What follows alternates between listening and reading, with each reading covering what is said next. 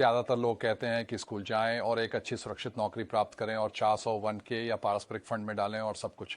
वे लोगों को क्या सिखाना चाहिए और रिच डैड कंपनी को अलग क्या बनाता है, वे हम लोगों को शिक्षित करते हैं कि दृष्टिकोण में 3 प्रकार की आय होती है। कमाई हुई आय, पोर्टफोलियो की आय और सक्रिय आय होती है। जब आप किसी से कहते हैं कि स्कूल जाएं और एक सुरक्षित नौकरी प्राप्त करें, वह कमाई हुई आय है। जब आप किसी से कहते हैं, जानते हैं इस घर को खरीदें क्योंकि मूल्य बढ़ सकता है या स्टॉक बढ़ सकता है, वह पोर्टफोलियो आय है। इसे पूंजीगत लाभ भी कहा जाता है।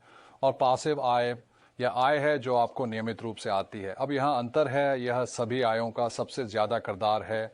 अमेरिका में यह अधिकांश लोगों के लिए कम से कम 50% है। आजकल पोर्टफोलियो के बारे में 20% है। और निष्क्रिय, अगर आप होशियार हैं और आपको पता है कि आप क्या कर रहे हैं, तो आप इसे कानूनी रूप से 0% तक पहुंचा सकते हैं। मैं कानूनी रूप से इसे करने पर जोर देता हूं। तो चूंकि कर आपका सबसे बड़ा व्यय है, तो क्यों ना सक्रिय आय के लिए कठोरता से काम करें।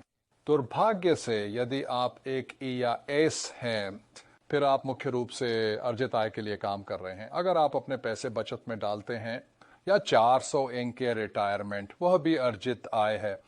तो अधिकांश लोग जो पारंपरिक सलाह का पालन कर रहे हैं, वे सबसे महंगी आय के लिए काम कर रहे हैं। ये अर्जित आय है।